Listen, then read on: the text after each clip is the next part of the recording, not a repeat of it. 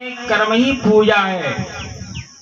तो एक शायर ने कहा है कि नेकी बदी दो रास्ते हैं, ध्यान से सुन लो, जिस रास्ते पर चलना हो वो अपना रास्ता चुन लो, मगर चलने से पहले सोच लो अंजाम क्या होगा। भलाई कर भला होगा, बुराई कर बुरा होगा। और सदर कबीर ने कहा था, धर्म की परिभाषा देते हुए आज के लोग कर्मकांड को धर्म समझ लेते हैं। सदर कबीर ने कहा था, सदा धर्म जाके हृदय बसई, राम कसौटी कसतई रही। तो धर्म की परिभाषा क्या है? हिंदू मुस्लिम सिख ईसाई आपस में भाई भाई, पर लेकिन ये भाई भाई न होकर के इन लोगों ने अलग अलग धर्म बांट रखी है।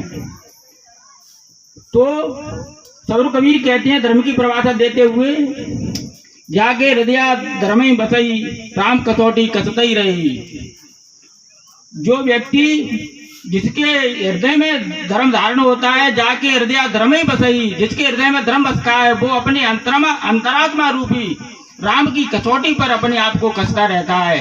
क्योंकि मनुष्य, समझदार मनुष्य कर्म करने से पहले सोचता है, क्योंकि कर्म करने से पहले सोच लो अंजाम क्या होगा।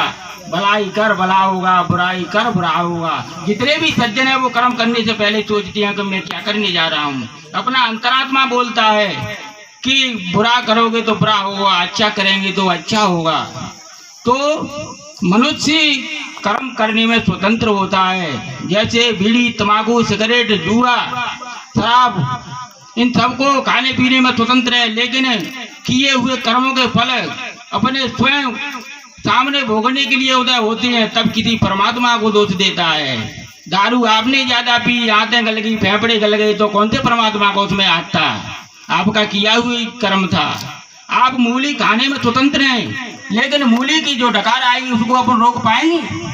तो हमारी भारतीय संस्कृति के महापुरुष कर्म के पुजारी रहे हैं।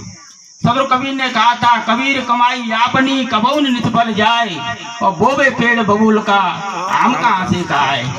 कोई व्यक्ति आज ऐसा नहीं होगा जो बबूल का पौधा लगा करके उस पर आम खाना चाहे। आम कभी किसी को नहीं मिल सकता, क्योंकि ये प्रकृति के विरुद्ध है। तुलसीदास जी ने भी कहा था, कर्म प्रधान विश्व करे राखा, जो जस करई तो तस फल क्या का। पर लेकिन आज किया क्या है, लोगों ने अपनी अपनी दीवारें लगा रखी है। सदर कबीर का केवल एक धर्म है, मानवता, और मनुष्य की एक जाति